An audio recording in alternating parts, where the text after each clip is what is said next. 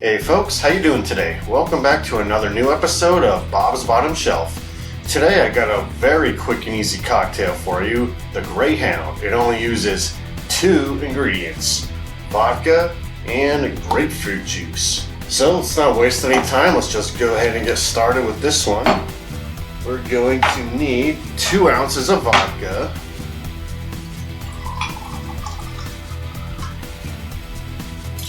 and real quick, we're using Burnett's vodka today. This is fresh squeezed grapefruit juice. I highly recommend using fresh squeezed as opposed to something you get in a bottle. So here we need 5 ounces of fresh squeezed grapefruit juice. And we can add a little bit of ice and just shake it up for 15 seconds or so.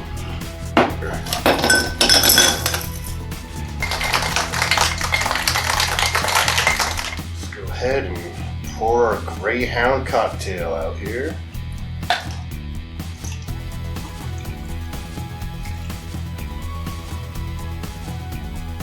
Vodka and cranberry juice. Alright, vodka and grapefruit juice, the Greyhound. Cheers. I don't taste vodka. Well, maybe a little bit. I just taste fresh squeezed grapefruit juice. If you like to eat grapefruits, have one of these. It's delicious.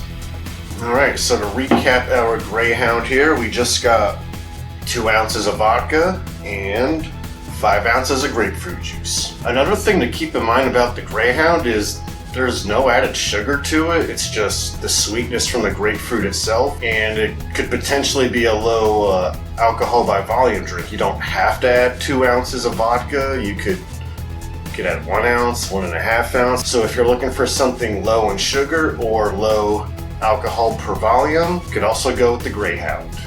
Alright folks, that's all for today. Go ahead and let me know in the comments what you think of the Greyhound, if you like grapefruit or not, and I will see you in another episode.